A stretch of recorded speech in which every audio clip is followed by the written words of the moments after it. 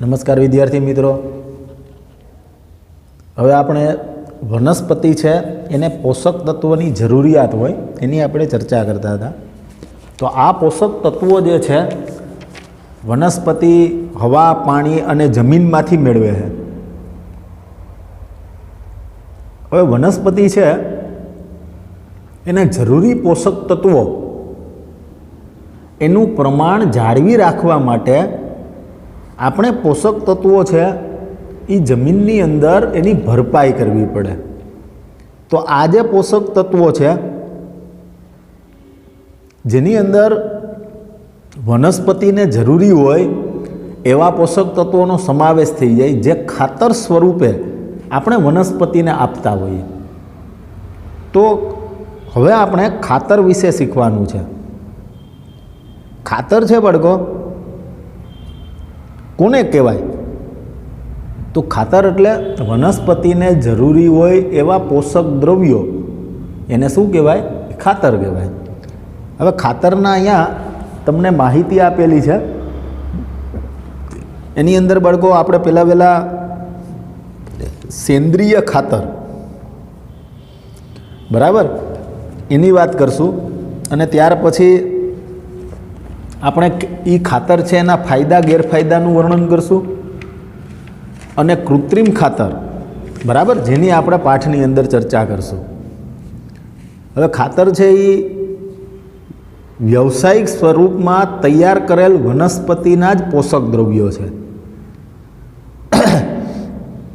ખાતરની અંદર બાળકો નાઇટ્રોજન, ફોસ્ફરસ અને પોટેશિયમની માત્રા વધુ હોય અને આ ખાતરનો આપણે ઉપયોગ કરશું તો વનસ્પતિની વૃદ્ધિ છે એ સારી એવી થાય, બરાબર. એટલે કે પર્ણો, શાખા, પુષ્પો એનું પ્રમાણ વધે, જેને લીધે ઉત્પાદન વધારી શકે. અને વધારે ઉત્પાદન માટે ખાતર છે બાળકો એ આર્થિક દ્રષ્ટિએ થોડુંક મોંઘું છે, બરાબર. હવે ખાતરનો ઉપયોગ વધુ ધ્યાનથી કરવો જોઈએ.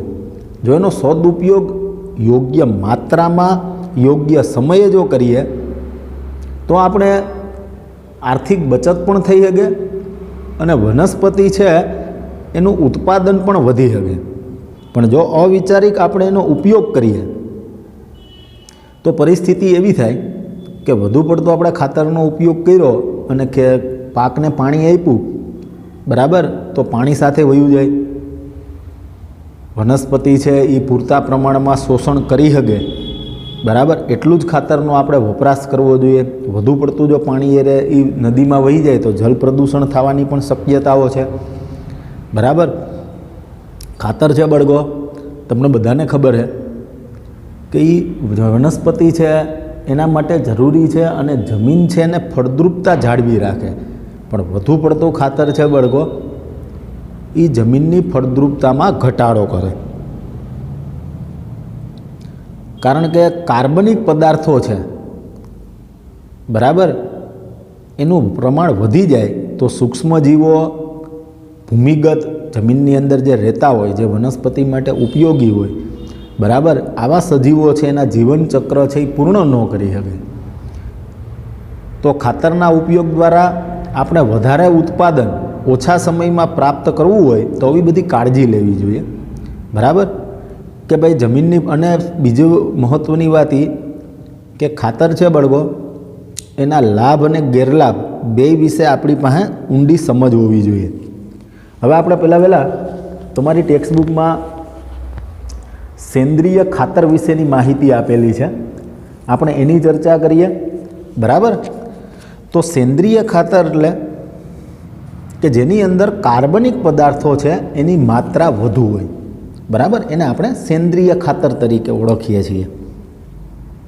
અને એ જમીનને અલ્પ પ્રમાણમાં પોષક તત્વો આપે, કુદરતી ખાતર જેને આપણે કહીએ, બરાબર. પણ એનો ફાયદો મોટામાં મોટો એ છે કે બાળકો એ સેન્દ્રિય ખાતરનો જથ્થો વધુ હોય, જેને લીધે જમીન છે એ પોચી અને નરમ બને, બરાબર. સેન્દ્રિય ખાતર છે એની અંદર પ્રાણીઓના મળ, વનસ્પતિના કચરાના અવિઘટિત પદાર્થો જેનું વિઘટન થઈ શકે, બરાબર, એનું વિઘટન કરી અને બનાવવામાં આવતું હોય. સેન્દ્રિય ખાતર છે એ જમીનને પોષક તત્વો અને કાર્બનિક પદાર્થોની પરિપૂર્ણ કરે અને ભૂમિની ફળદ્રુપતામાં વધારો કરે. સેન્દ્રિય ખાતર છે એની અંદર રહેલા કાર્બનિક પદાર્થો ભૂમિના બંધારણમાં સુધારો કરવામાં મદદરૂપ થાય. જે જમીનની અંદર પોષક તત્વો છે એ ઓછા હોય તો સેન્દ્રિય ખાતર છે એનો ઉપયોગ કરી અને આપણે પોષક તત્વોની ભરપાઈ કરી શકીએ, ભલે ઓછા પ્રમાણમાં છે, બરાબર. અને જમીન છે બળગો એ પથરાળ જમીન હોય તો એને આપણે સેન્દ્રિય ખાતરથી પોચી અને નરમ ફળદ્રુપ બનાવી શકાય. કારણ કે જમીનનું બંધારણ બદલવામાં સેન્દ્રિય ખાતર છે એ અતિ અગત્યનો ભાગ ભજવે. અને એનું પ્રમાણ વધી જાય તો પણ સેન્દ્રિય ખાતર છે એ જમીનને નુકસાન ન કરે, એ મહત્ત્વની વાત છે. હવે ચીકણી જમીનમાં કાર્બનિક પદાર્થોની વધુ માત્રા પાણીના નિકાલમાં મદદરૂપ થાય, જેમાં પાણી એકત્રિત થતું નથી. અને સેન્દ્રિય ખાતર છે એના ઉપયોગમાં આપણે જૈવિક કચરાનો ઉપયોગ કરી શકીએ, બરાબર, જે પર્યાવરણને રાસાયણિક ખાતરના વધુ ઉપયોગ સામે રક્ષણ આપે. અને જૈવિક કચરો છે બળગો એટલે વનસ્પતિના ડારી ડાખરાના બધા જૈવિક કચરાનો સમાવેશ થાય, બરાબર. પ્રાણીઓ છે એના મળમૂત્ર આ બધાનો ઉપયોગ કરીને સેન્દ્રિય ખાતર તૈયાર થાય. તો એ સેન્દ્રિય ખાતર છે એનાથી જમીન છે એની ફળદ્રુપતામાં આપણે વધારો કરી શકીએ. હવે સેન્દ્રિય ખાતર છે એના અહીંયા બે વર્ગોમાં આપણે વિભાજિત કરી શકીએ. એક કોમ્પોસ્ટ અને વર્મી કોમ્પોસ્ટ, અને બીજું છે લીલું જૈવિક ખાતર. તો પહેલાં આપણે કોમ્પોસ્ટ ખાતર કોને કહેવાય? કોમ્પોસ્ટીકરણ એક ક્રિયા છે જેની અંદર બળકો નકામા પદાર્થો, જેની અંદર પ્રાણીઓ છે એના મળમૂત્ર આવે, શાકભાજીની છાલ આવે, બરાબર, પશુઓ દ્વારા ત્યજેલો ચારો આવે, ઘરગથ્થુ કચરો આવે, સુએજનો કચરો આવે, નીંદણ છે એ પાક સાથે ઉગી નીકળતી બિનજરૂરી વનસ્પતિ છે. આ બધો જૈવિક કચરો જે છે એનું કોમ્પોસ્ટીકરણ કરવામાં આવે, એટલે કે એને કોહવામાં આવે, એક ખાડાની અંદર એને સડવા દેવામાં આવે, બરાબર. આ ક્રિયા છે એને કોમ્પોસ્ટિંગ કહેવાય. અને આવી રીતે જે ખાતર બન્યું, બરાબર, એને કોમ્પોસ્ટ ખાતર તરીકે ઓળખાય. અને આ કોમ્પોસ્ટ ખાતર છે એમાં કાર્બનિક પદાર્થ સારા એવા પ્રમાણમાં હોય. અને વર્મી કોમ્પોસ્ટ છે બળગો એની અંદર અળસિયાનો ઉપયોગ થાય, બરાબર. આ કોમ્પોસ્ટને અળસિયા દ્વારા વનસ્પતિ અને પ્રાણીઓના ત્યજેલા પદાર્થોને તરત જ વિઘટનની ક્રિયા દ્વારા બનાવવામાં આવે, જેમાં અળસિયાનો ઉપયોગ કરી અને વનસ્પતિ અને પ્રાણીજ કચરા છે એનું વિઘટન કરાવવામાં આવે, એ વર્મી કોમ્પોસ્ટ થયું. આપણે હમણાં જ વાત કરી, બરાબર, કે કોમ્પોસ્ટ અને વર્મી કોમ્પોસ્ટ. કોમ્પોસ્ટની અંદર શું હતું તો ખાડાની અંદર જૈવિક કચરા છે એને દાટી દેવામાં આવે અને એનું કોહવાટ કરાવવામાં આવે, એ કોમ્પોસ્ટ થયું. અળસિયાની મદદથી એનું વિઘટન કરવામાં આવતું હોય તો એ વર્મી કોમ્પોસ્ટ થયું. હવે બળકો બીજું આપણે વિભાજન કર્યું ખાતરનું, લીલું જૈવિક ખાતર. આ બંને ખાતરો છે એને સેન્દ્રિય ખાતર અથવા કુદરતી ખાતર તરીકે ઓળખવામાં આવે, બરાબર. હવે લીલું જૈવિક ખાતર છે બળકો એ પાક ઉગાડતા પહેલાં ખેતરમાં કેટલીક વનસ્પતિ જેવી કે સણ, ગુવાર વગેરે ઉગાડાય, ટૂંકમાં કઠોળ વર્ગની વનસ્પતિ, બરાબર. અને ત્યાર પછી એના ઉપર હળ ચલાવી અને ખેતરની ભૂમિમાં ભેળવી દેવામાં આવે. એટલે એમાં ફૂલ આવે એ પહેલાં આવા જે વનસ્પતિઓ છે, બરાબર, એના ઉપર હળ ચલાવી દેવાનું. હળ ચલાવી દો એટલે એ વનસ્પતિ છે એ સુકાઈ જાય અને જમીનની અંદર ભળી જાય, બરાબર. અને છેલ્લે લીલા જૈવિક ખાતરમાં પરાવર્તિત થઈ જાય, જે ભૂમિને નાઇટ્રોજન અને ફોસ્ફરસથી પરિપૂર્ણ કરવામાં મદદરૂપ થાય. સમજો બરાબર. લીલું જૈવિક ખાતર છે એને લીલો પડવાશ પણ કહેવાય. કઠોળ વર્ગની વનસ્પતિ, ઓછી ઊંચાઈવાળી વનસ્પતિ છે એ જમીનમાં પહેલાં એનું વાવેતર કરવાનું, એમાં ફૂલ આવે એ પહેલાં એ છોડને ઉપર આપણે હળ ચલાવી દઈએ એટલે એ જમીનમાંથી ઉપડી જાય, બરાબર. અને જમીનની માટી સાથે એ ભળી જાય. જમીનની માટી સાથે ભળી ગયું એટલે એ ખાતર તરીકે કામ કરવા લાગશે. એની અંદર નાઇટ્રોજન અને ફોસ્ફરસ હોય, જેને લીધે જમીનની અંદર નાઇટ્રોજન અને ફોસ્ફરસ છે બરાબર, એની ભરપાઈ થઈ શકે. હવે બાળકો આપણે હમણાં જ વાત કરીએ ખાતરોની, બરાબર. ફર્ટિલાઇઝર છે એટલે સેન્દ્રિય પ્રકારનું ખાતર, જે કારખાનાઓની સેન્દ્રિય ખાતરથી જુદા પ્રકારનું ખાતર. સેન્દ્રિય ખાતર છે બાળકો, એની અંદર કાર્બનિક પદાર્થોનું પ્રમાણ વધુ હોય, પોષક તત્વોનું પ્રમાણ ઓછું હોય. જ્યારે ફર્ટિલાઇઝર છે એટલે કે રાસાયણિક ખાતરો જે કારખાનાની અંદર તૈયાર થતું હોય, બરાબર, વ્યાવસાયિક સ્વરૂપે પોષક તત્વો છે જમીનની અંદર આપણે ભેળવી શકીએ, જે વનસ્પતિને જરૂરી હોય, આવી રીતે રાસાયણિક ખાતર છે એ તૈયાર થતું હોય. ખાસ કરીને રાસાયણિક ખાતરની અંદર એને આપણે કૃત્રિમ ખાતર તરીકે પણ ઓળખી શકીએ, બરાબર. જ્યારે કોમ્પોસ્ટ, લીલું જૈવિક ખાતર, એને સેન્દ્રિય ખાતર કહેવાય. હવે રાસાયણિક ખાતર છે એની અંદર નાઇટ્રોજન, ફોસ્ફરસ, પોટેશિયમની માત્રા વધુ હોય, બીજા પદાર્થોનું પ્રમાણ ઓછું હોય. એટલે સૌથી વધુ પોષક તત્વો છે એ ફર્ટિલાઇઝરમાં હોય, બરાબર. કોમ્પોસ્ટની અંદર, લીલું જૈવિક ખાતરની અંદર પોષક તત્વોનું પ્રમાણ ઓછું હોય, એની સરખામણીએ કૃત્રિમ ખાતરમાં પોષક તત્વોનું પ્રમાણ વધુ હોય, બરાબર. તમે નામ સાંભળેલા જ હશે, urea, ammonium nitrate, ammonium phosphate, આવા ઘણા બધા રાસાયણિક ખાતર, કૃત્રિમ ખાતર કે જે માર્કેટની અંદર મળે છે. જે ખાતર છે એ કારખાનાઓમાં વ્યવસાયિક હેતુ માટે તૈયાર કરવામાં આવે એને આપણે રાસાયણિક ખાતર તરીકે ઓળખીએ. રાસાયણિક ખાતર છે બાળકો, એના ફાયદા એ છે કે વનસ્પતિને જરૂરી હોય એવું પોષક તત્વ એની અંદર ભરપૂર હોય, જેને લીધે વનસ્પતિ છે એની વૃદ્ધિ સારી એવી થાય. પણ આપણે હમણાં જ આગળ વાત કરી એમ કે એનો વપરાશ કરવામાં કેટલીક કાળજી લેવી જોઈએ. રાસાયણિક ખાતર છે બાળકો, એનાથી જલ પ્રદૂષણ થાય. જો એની વધુ પડતી માત્રાનો ઉપયોગ કરવામાં આવે તો આર્થિક રીતે નુકસાન થાય, કારણ કે એની કિંમત છે એ મોંઘી હોય. બીજા નંબરે જમીન છે એની અંદર એ નુકસાનકારક ફેરફાર કરે. વનસ્પતિ છે એને વૃદ્ધિ અને વિકાસમાં બેક્ટેરિયા, ભૂમિગત સજીવો છે એના જીવનચક્ર પૂર્ણ ન થવા દે, તો આપણે એનો ઉપયોગ છે બાળકો એ મર્યાદિત કરવો જોઈએ, બરાબર. હવે આપણને થોડાક ક્વેશ્ચન આપેલા છે ટેક્સ્ટબુકની અંદર, એ આપણે ક્વેશ્ચનની ચર્ચા કરી લઈએ. તો પહેલો તમને ક્વેશ્ચન આપ્યો છે કે ભાઈ જમીનની ફળદ્રુપતાને જાળવી રાખવા માટે સેન્દ્રિય ખાતર, અને અહીંયા જે ખાલી ખાતર આપ્યો એટલે એને આપણે રાસાયણિક ખાતર સમજશું, બરાબર. કે રાસાયણિક ખાતરના ઉપયોગની તુલના કરો. તો તમે ખ્યાલ જ છે કે ભાઈ રાસાયણિક ખાતર અને સેન્દ્રિય ખાતર એ બંને છે એ ફળદ્રુપતા, વનસ્પતિની વૃદ્ધિ માટે એના ફાયદા ગેરફાયદા એની આપણને સારી રીતે ખબર છે. હમણાં જ આપણે એના વિશે જોયું. તો પહેલાં આપણે સેન્દ્રિય ખાતરની જમીન ઉપર અસર શું થાય એની વાત કરીએ, અને ત્યાર પછી આપણે રાસાયણિક ખાતર છે એની અસર શું થાય. તો સેન્દ્રિય ખાતર છે એ જમીનને પોષક તત્વોથી સભર કરે, જમીનને કાર્બનિક પદાર્થો પૂરા પાડે. કાર્બનિક પદાર્થો છે બાળકો એને હ્યુમસ કહેવાય, બરાબર, અને માટીમાં વધારે. સેન્દ્રિય ખાતર જમીનને ધોવાણ સામે રક્ષણ આપે, કારણ કે જમીનને પોચી અને ફળદ્રુપ બનાવે, જેને લીધે બાળકો જમીન છે એની અંદર હવાનું પ્રમાણ યોગ્ય રીતે જળવાઈ રહે. પાણી છે એનું શોષણ જમીન કરી શકે, એટલે કે પાણીની શોષણ કરવાની ક્ષમતામાં સેન્દ્રિય ખાતર વધારો કરી શકે. જમીનમાં રહેલા બેક્ટેરિયા કે સૂક્ષ્મ જીવાણુ માટે એ ખોરાક પૂરો પાડે. તો સેન્દ્રિય ખાતર છે એના ઘણા બધા ફાયદા, બરાબર.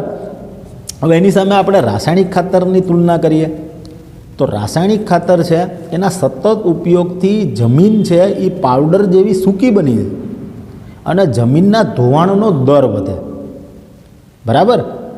સેન્દ્રિય ખાતરની સરખામણીએ રાસાયણિક ખાતર છે એમાં જનીન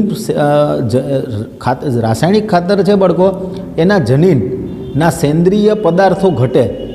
એટલે કે રાસાયણિક ખાતરનો તમે ઉપયોગ કરશો તો કાર્બનિક પદાર્થો છે એની માત્રા ઘટવા માંડે અને જમીનની છિદ્રાળુતા ઘટે.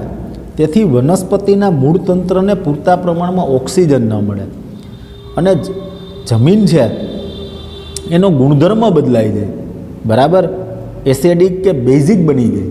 તો આવી વનસ્પતિ છે ખાસ કરીને જમીન છે બાળકો એની સારા પાક માટે જમીન છે એનું યોગ્ય પ્રમાણમાં એનો પીએચ હોવો જોઈએ, એટલે કે એસિડિક અને બેઝિકતાનું પ્રમાણ યોગ્ય જળવાવું જોઈએ. બરાબર.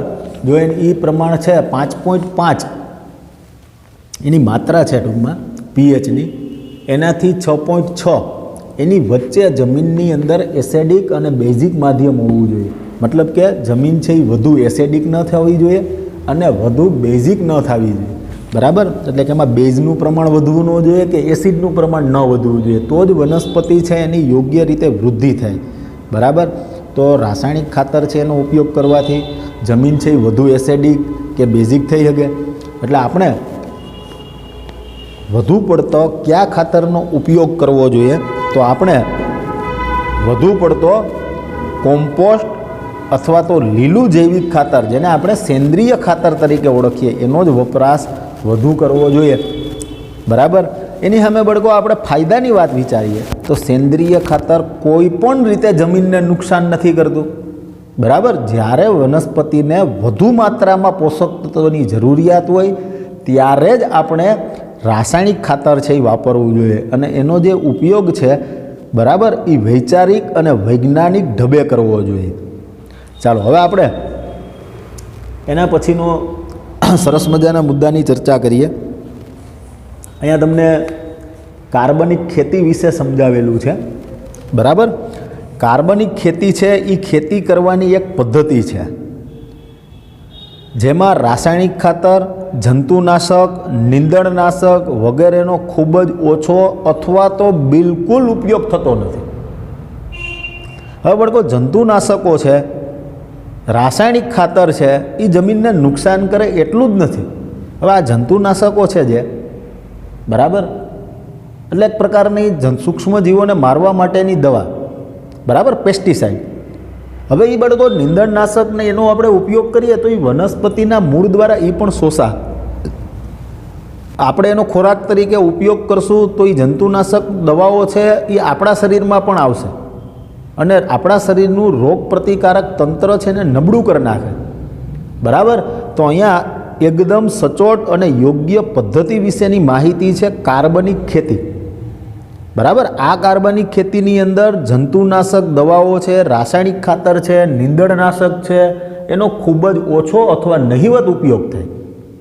હવે આ પદ્ધતિમાં વધુમાં વધુ કાર્બનિક ખાતર એટલે સેન્દ્રિય ખાતર, ખેતીના નકામા પદાર્થો, એમાં બળકો પશુઓ છે એના મળમૂત્ર, શાકભાજીના વધારાના ભાગો, બરાબર, એનું પુનઃચક્રીયકરણ, જૈવિક પરિબળ, નીલહરિત લીલનું સંવર્ધન કરી અને જૈવિક ખાતર બનાવવામાં ઉપયોગ કરવામાં આવે.